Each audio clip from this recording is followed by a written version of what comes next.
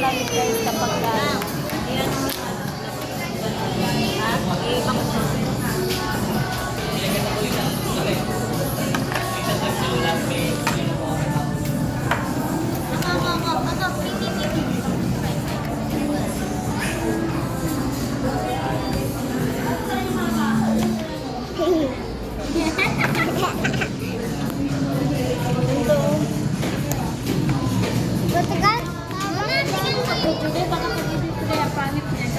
parang bawang mangoy.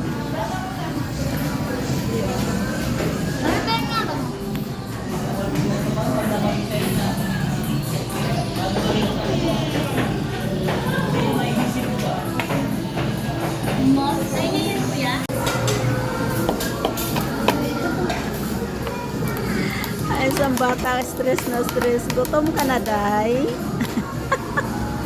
Tama na yan. Oh, may isa pa dito. Ayan, ang tagal kasi mamili ng uniform.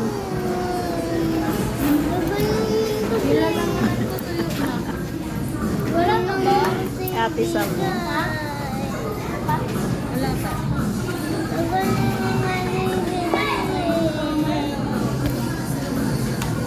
Gutom ang bata, kaluoy. Ulit yung aking pamangkin, guys. Tita Mami! Yes! Diba sabi mo, papakita mo sa akin yung video ni, ni Tita Jerome yung inaagaw niya sa akin si Galaping? Sabi mo, Oo, ayun o, gamit ko pa yung cellphone. sabi mo sa akin. So, pag nandito yung pamangkin ko, dito kami natutulog. So, kararating ko lang galing sa, sa kapatid ko. Namili kami ng uniform kasi malapit na ang pasukan. Tapos, may isang bata na sumama na naman sa akin. Na instead, isasama ko muna yung ate nito. Ito, hindi nagpapatalo. Kasi gusto ko sumama. Sabi nung ate ko, naaawa ko, sabi ng ate niya, ako naman ang may iwan na naman ako. Ma, Tita Mami, papakita ko yung laro nila. Laruan ko sa kanila. Sige. Pakita mo. Tara na. Tara na. Pakita mo. Ang dami. Tayo sa kwarto. Kuhain natin. Bukas na lang. Hindi pa pakita ako. Go. Ulit mo.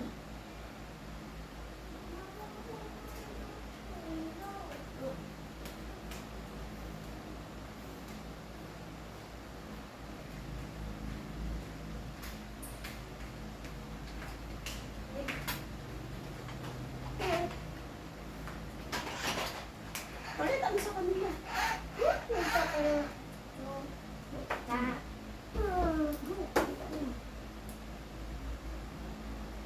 May laruan pala siya, guys. O ito. Laruan to ng alaga ako ngayon. Parang pinapatapon na ng boss ko kasi syempre binata na yung mga anak ng boss ko. Tapos nakita ko siya, wala na siyang battery. O yun. Sana nga battery yan. So kaysa naman bibili ka ng so ito kinuha ko na lang. Eh, pamangkin naman akong lalaki. Ito nga, lalaki. Saya dong, saya. Ang saya niya kasi gusto niya yung mga laruan ng mga ganito yung malalaki. So dahil wala man akong pangbili, so nagkataon yung boss ko, naghahalongkat siya ba kasi gawa na nagpagawa sila ng cabinet. Tita So, ito. Mami, di ba sabi may Power Ranger na ako, laruan? Tapos ayun yung pinili mo? Hindi ko ito pinili kay Kuya Marco. Ito yung Marco ito, tapos binata na si Kuya Marco. Hindi na si Kuya Marco naglalaro nito. Na? Tapos wala na siyang battery guys. So kailangan mo lang siyang bilhan ng battery. So nung nakaraang Sabado, naghalongkat yung boss ko. Yan tinapon na niya kasi hindi na nga magagamit. So kinuha ko tapos Ito din, oh. Mahal kaya to pag bili-bili to sa ano, sa mga SM. Mahal kaya to. Yan, magkano kaya yan? Ang mahal Tita yan. Mami, tingnan mo ah. So, tuwang-tuwa yung pamangkin ko. Kaysa naman itapon to, ito na lang. Tapos, bibilhin mo yan sa ano, sa SM, ano, sa Toy Story. Ang mahal yan, siguro baka nasa Toy 1,000. Story? Gusto mo sa Toy Story? Mhm. Ayan. So, sinapin ko pala yung mat ko sa pang-exercise ko. Tita Kasi Mami, sinito ito siya. yung cellphone. So, pwede naman kami matulog doon sa kwarto namin. Kwarto ko, kaso mainit.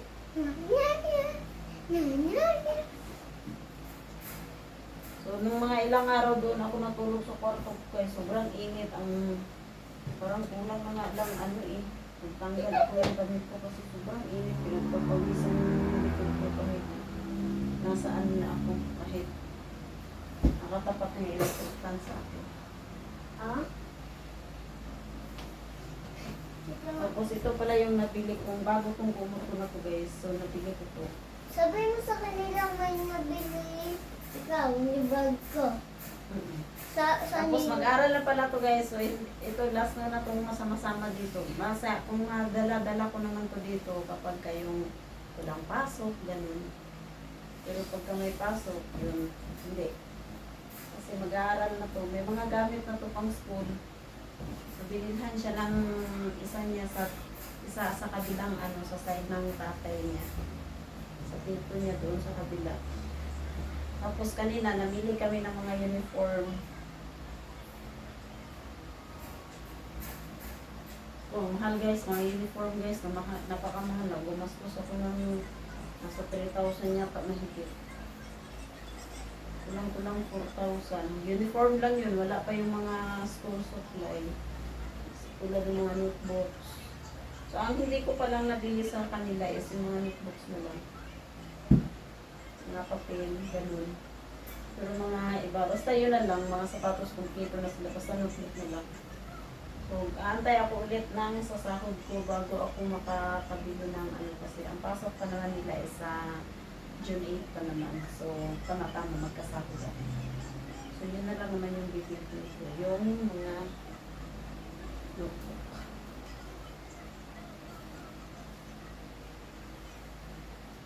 So, para din akong may sariling anak ko kasi namimili din ako ng mga uniform.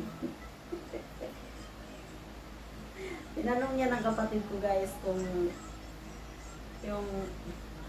hindi ba daw ako kumbaga parang hindi daw ako sumusuko sa pagtutulong sa pamilya ko, sa mga kapatid ko. Ganun.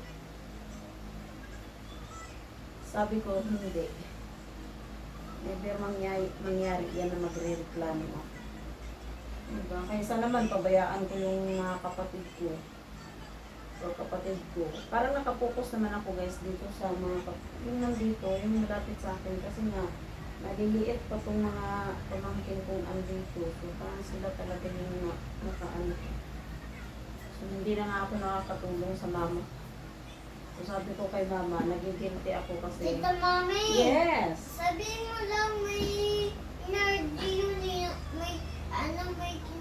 May bago anak ko may bago pasalubong titinang ko. May bag. May gamit sabihin mo din. Tapos, tawag dito. Sabi ko sa mama ko, nagigilty na ako kasi hindi nga ako nakakabigay na sa kanya kasi ako nakapokus din. Tapos yung tatay pa naman ito, hindi pa talaga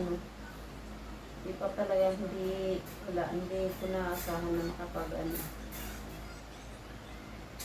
So, basta ang alam ko lang, hindi ako susukong tumulong sa pamilya ko hanggat kaya ko. Hindi ako susuko. So, hanggat sa mga katulad ko dyan na walang sariling anak, walang sariling pamilya, so hanggat kaya naman natin na tumulong sa pamilya natin, sa mga kapatid natin na tumulong tayo, huwag tayong Pagka may problema ka guys, huwag mong dibdibin kasi Tita Mami, mapapilansya ka ba? hindi po. Kasi kapag anuhin mo yun, yung gabi na pero magre-rexo na ako kasi ano.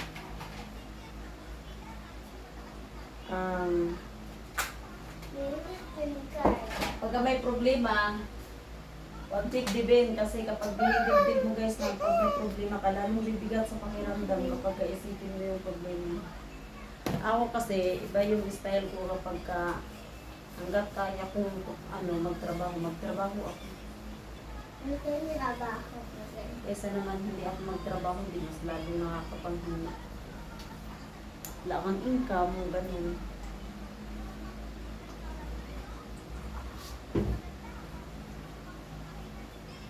Tapos naisip ko palang mag-abroad ako ba. Ito mami, sabihin mo, pumunta tayo sa pumunta ka kanina sa Jollibee, kakama yung mga pamangkin mo daw. Sabihin ko daw nag-Jollibee kami kanina, kasama ko daw mga pamangkin. Anybody gusto mo sabihin mo? Tapos ayun nga guys, parang nagpaplano ako mag-abroad ba. Kaso parang kasi sa hirap ng buhay, parang ano ba, inisip ko na mag-abroad na lang kaya muna ako. Kahit 2 years lang. Matry ko din naman kapag abroad ako. Kaso, naisip ko kasi itong mga pamangkin ko, parang namimiss ko ba? Imagine kahit na lang dito ako, parang namimiss ko sila lagi. So, ano pa kaya kapag ka nag-abroad ako? Pero, yun yung nasa utak ko ngayon guys, na gusto kong mag-abroad or ano. Parang hindi pa naman ano.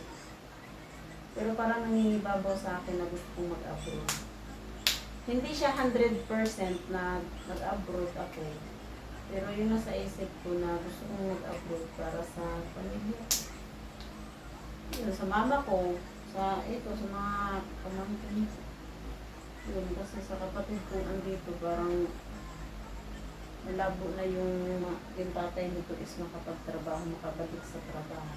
Well, hindi naman natin alam na si Lord lang naman nakakaalam kung ano yung mangyayari sa tatay nito. Pero sa ngayon kasi, ano pa kasi yung bungo kasi ng tatay nito is hindi pa talaga naibalik. So, ano pa din. So, babay ka na lang ako. Babay na, babay. Mama, Ay, ko tayo. Ako muna yan. Okay muna yan. Ako muna, para hindi tayo mag-ano. Tita Mama, may Roblox ba daan? Wala na, inap ko na. Wala. Mira, babay na. Bye. Babay ka na. Bye. Babay. Bye-bye! Si God bless po. Have a good night. Babay na. Babay na. Bye. So bye guys, God bless and have a good night. Matulog na kami ng aking bibig ko. Love you. Love you.